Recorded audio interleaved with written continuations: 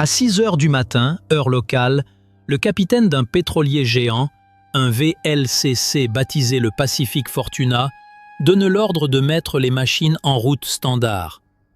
330 mètres d'acier à double coque poussant vers le sud-est à travers le golfe Persique. Un départ de routine. Ou plutôt, ce le serait, si le point de passage pétrolier le plus important du monde n'était pas verrouillé par un pays qui vient de perdre une guerre et qui a décidé de la gagner malgré tout.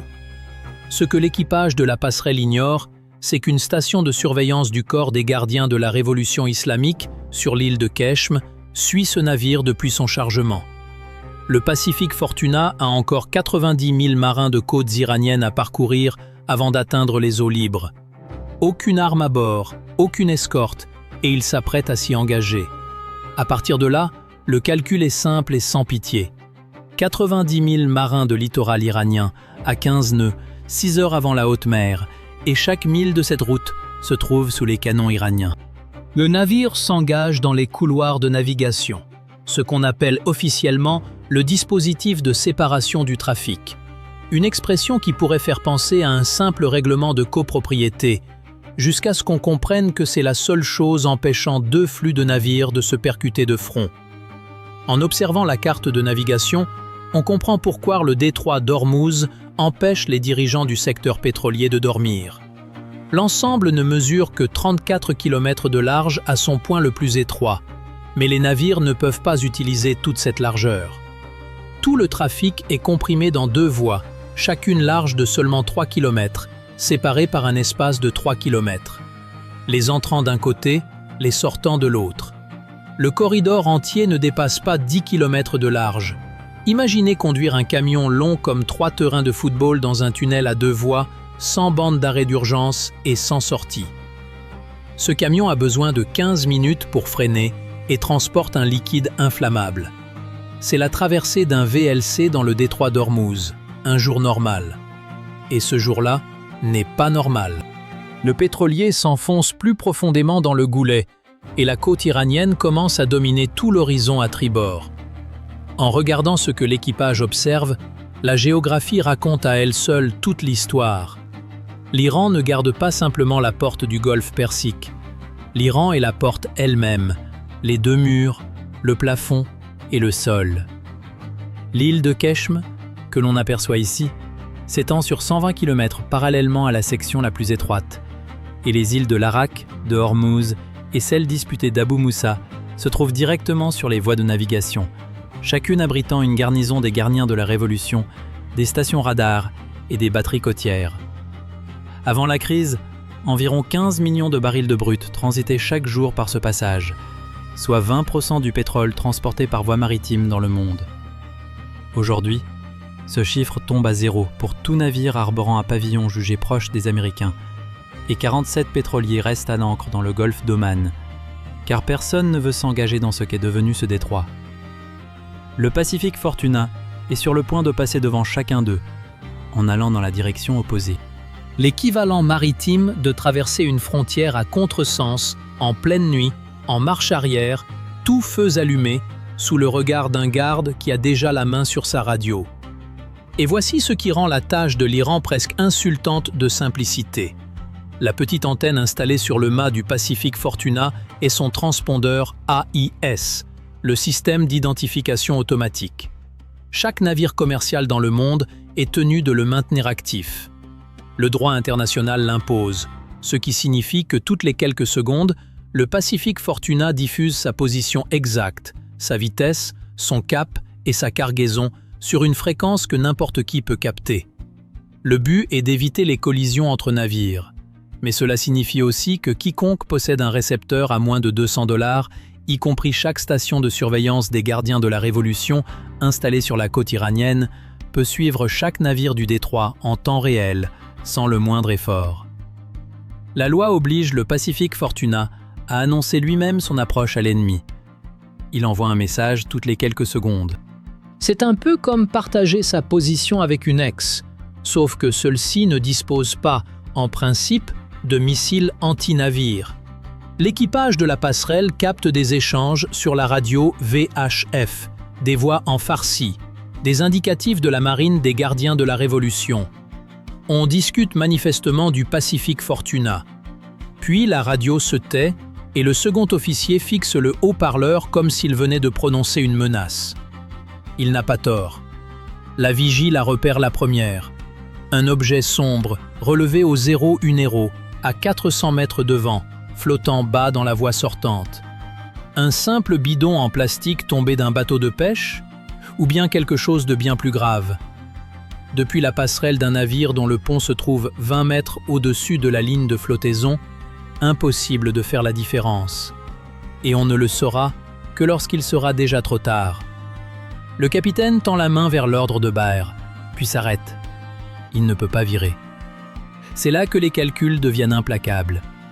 Le Pacific Fortuna transporte 300 000 tonnes de navires et de cargaisons. À 15 nœuds, sa distance d'arrêt varie de 4 à 8 km. Cela représente 15 minutes d'élan avant l'arrêt complet. Son diamètre de giration atteint 4 km, alors que la voie de navigation ne fait que 3 km de large. Il ne peut pas manœuvrer sans empiéter sur la voie inverse ou sur les eaux iraniennes. Diriger ce navire, c'est comme diriger un parking entier roulant à pleine vitesse sur autoroute.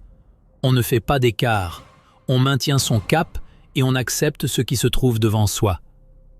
Car au moment où on l'aperçoit, on y est déjà. L'objet glisse à 200 mètres sur tribord.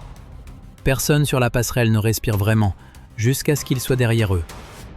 Ce qui vient de passer était presque certainement une mine à influence de type MAM-3, une arme iranienne retenue au fond par un câble d'acier, flottant juste sous la surface, équipée de capteurs magnétiques et acoustiques, réglés sur une seule signature, celle du vrombissement et de la masse d'acier d'un navire de cette taille. Une sorte de piège à souris, posé sur le fond marin. Sauf que la souris pèse 300 000 tonnes et ne peut pas changer de direction. La vigie ne savait pas ce que c'était. Il savait simplement que cela ne flottait pas comme un déchet ordinaire. Le Pacific Fortuna croise une autre forme sombre dans l'eau. Cette fois, la vigie ne signale rien. Il se contente de la regarder passer et de souffler. Mais celle qu'il devrait vraiment redouter n'est pas celle qui flotte. La MAM-7 repose directement sur le fond marin et se fait passer pour un rocher. Le sonar la survole sans rien y voir d'autre que le fond de la mer. Même les dragueurs de mines dédiés de la marine américaine ont du mal à les détecter. Alors un pétrolier commercial armé de rien de plus qu'une paire de jumelles n'a aucune chance. Quelque part à Londres, un assureur de la Lloyd's vient probablement de renverser sa tasse de thé et une feuille de calcul vient de passer au rouge. Le stock total de mines de l'Iran se situe entre 5 et 6 000, largement plus que tout autre pays de la région. Et voici ce qui rend le déminage quasiment impossible. Les petites embarcations des gardiens de la Révolution et les boutres de pêche peuvent chacun transporter une demi-douzaine de mines et les déposer en se faisant passer pour un trafic ordinaire. Un bateau de pêche qui pose une mine ressemble exactement à un bateau de pêche qui remonte un filet. Chaque mine coûte à l'Iran entre 10 000 et 25 000 $.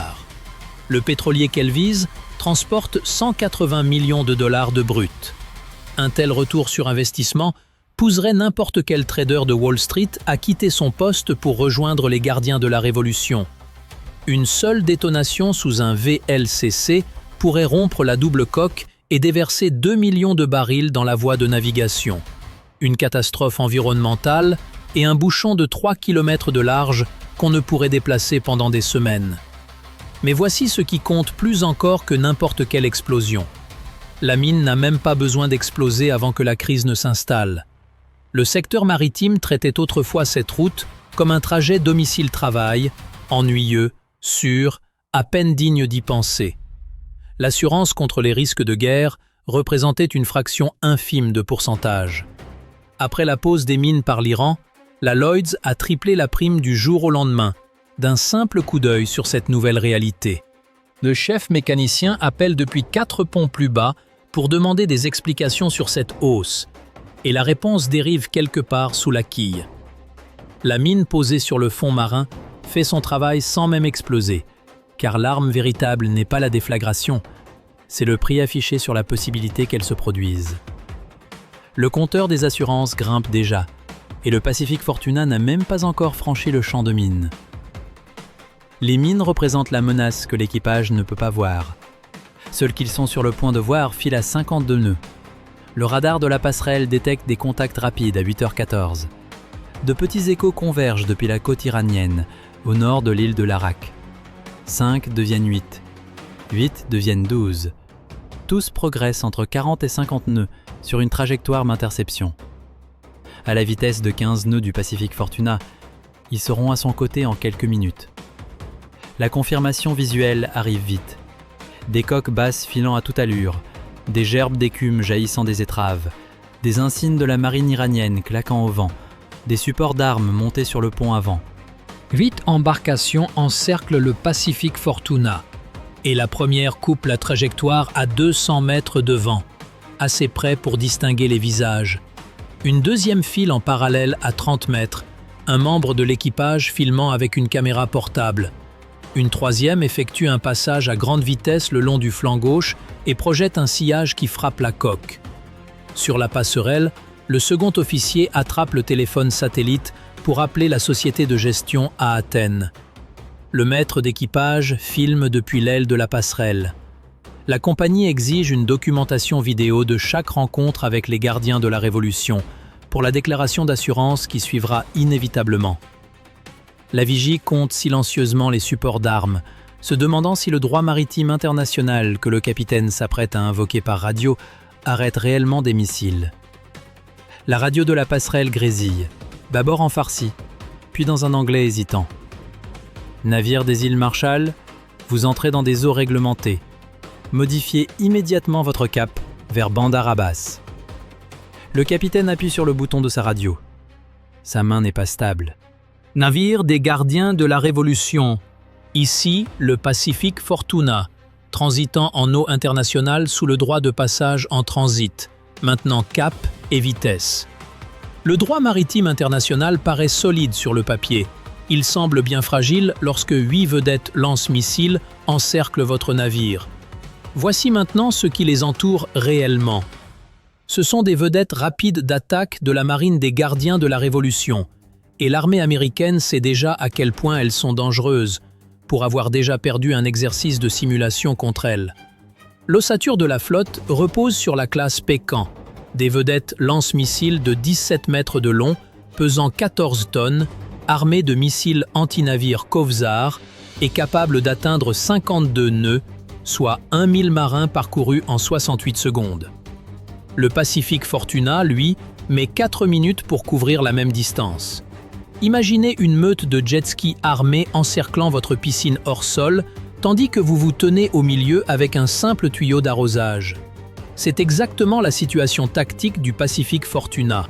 Ses seules options de défense sont la radio, les téléphones filmant la scène et un courriel bien senti adressé à l'assureur.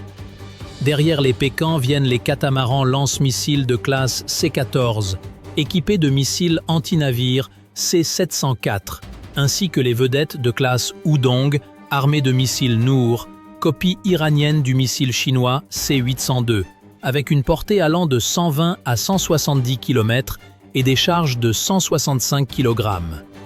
Derrière elles, suivent des centaines de petites embarcations rapides armées de mitrailleuses, de roquettes ou d'explosifs destinés à l'éperonnage. Ce que l'équipage du Pacific Fortuna ignore, mais que le commandant des gardiens de la Révolution, sur la vedette de tête, connaît parfaitement, c'est que le Pentagone a déjà mesuré ce que cette doctrine d'essaim pouvait accomplir. Et la leçon lui a coûté 250 millions de dollars en 2002. Le Millennium Challenge, l'exercice militaire le plus coûteux de l'histoire, opposait un pays fictif inspiré de l'Iran à un groupe aéronaval américain dans le Golfe. Un général de division des Marines à la retraite, Paul Van Riper, commandait le camp iranien. Il envoya des vagues de vedettes rapides combinées à des missiles côtiers et à des embarcations suicides chargées d'explosifs. Van Riper coula 16 navires de guerre en moins de 10 minutes, dont un porte-avions. Le Pentagone, sous le choc, réinitialisa la simulation et scénarisa une victoire américaine. Van Riper quitta l'exercice.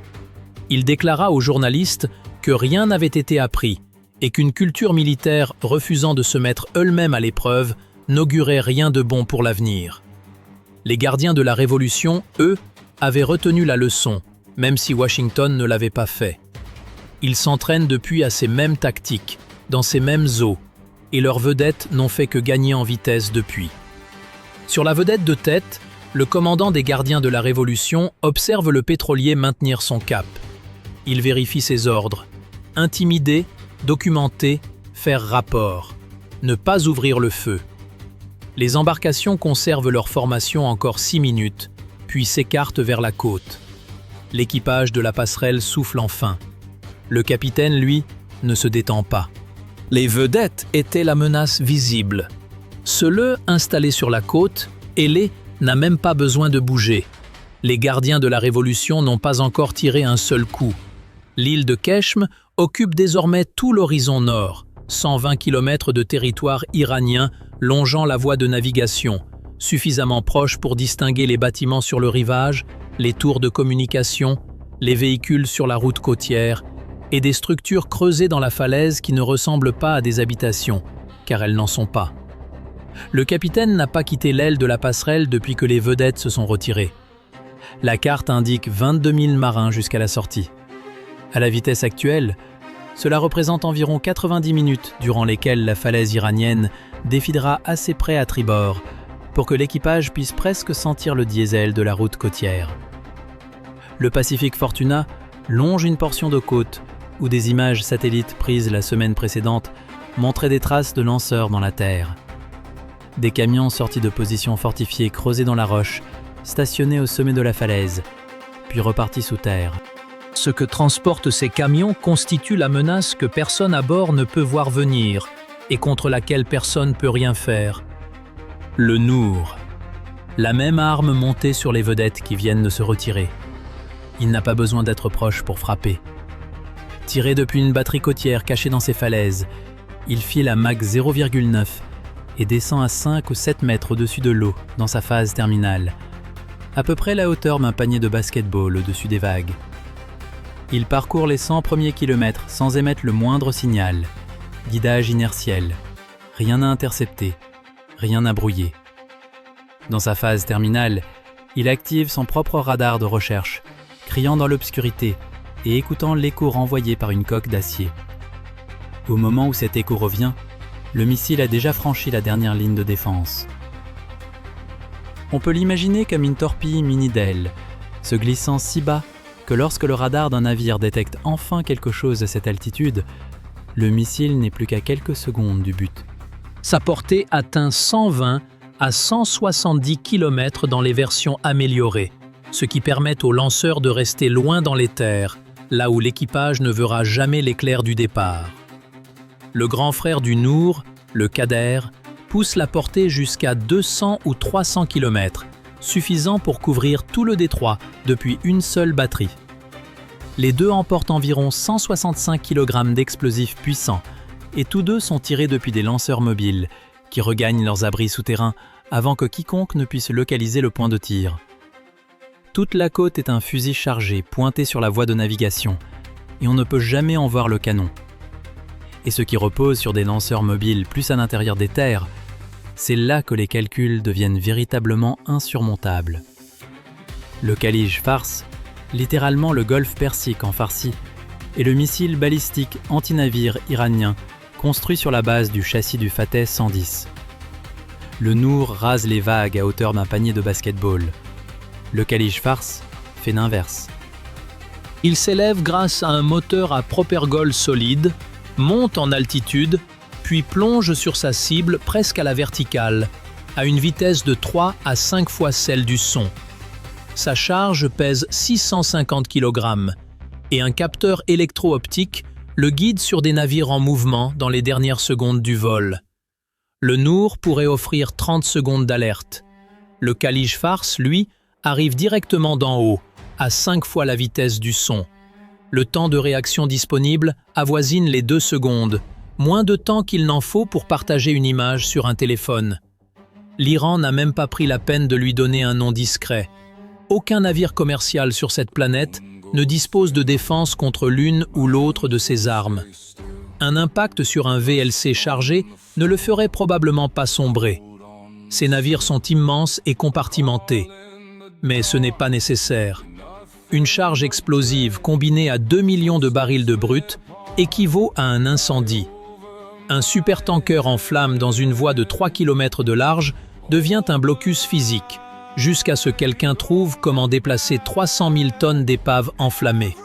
Personne sur la passerelle n'a jamais vu une voie aussi étroite avec autant d'armes pointées dessus. Le maître d'équipage, 23 ans de navigation et plus de traversées d'Ormuz qu'il ne saurait en compter, confie que cela n'avait jamais paru aussi tendu auparavant. Les primes d'assurance grimpent depuis que la première mine a glissé sous la quille.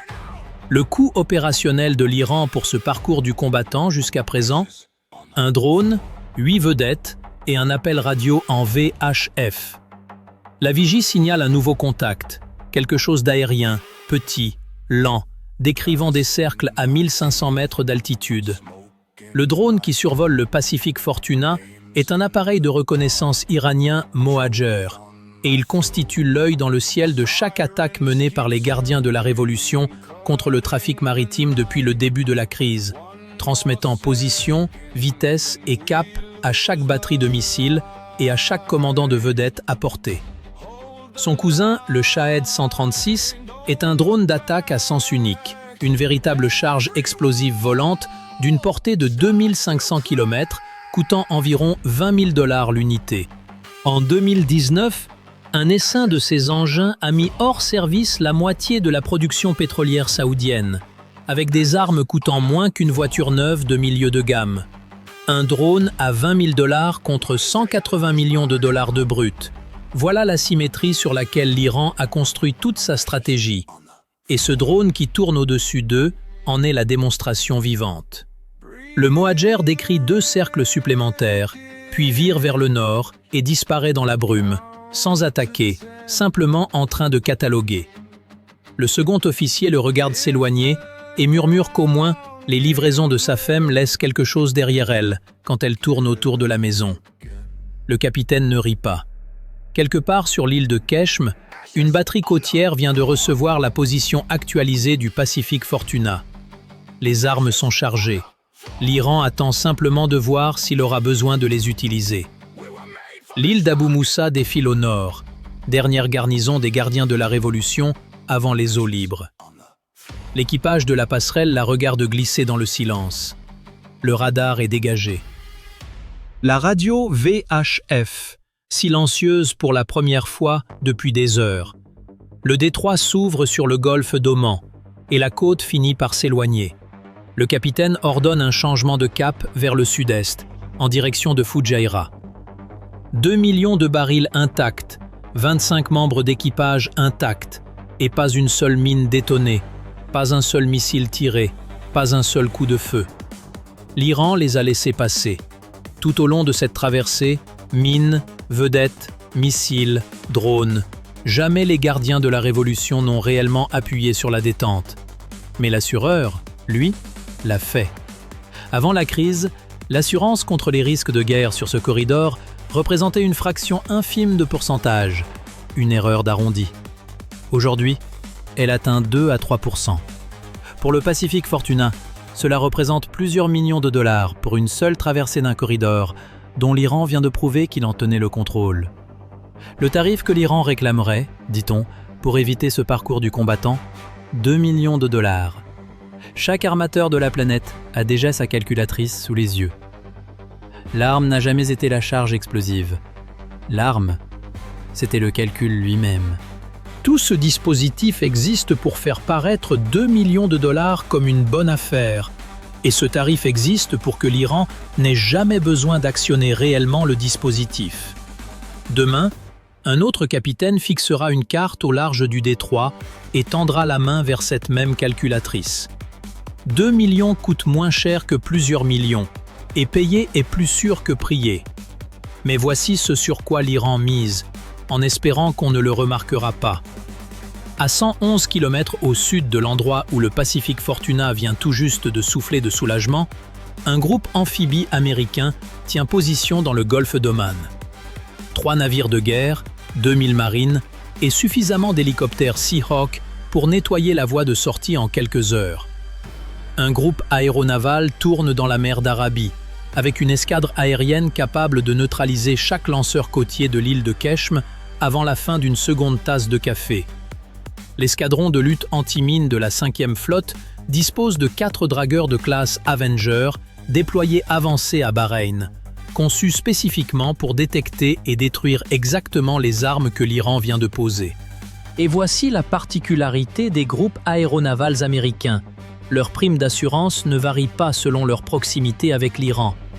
L'Iran a construit un poste de péage, mais chaque jour où ce péage fonctionne, des compagnies pétrolières détournent leurs pétroliers par le cap de Bonne-Espérance, ajoutant 14 jours et 1 million de dollars par voyage, simplement pour éviter entièrement le détroit.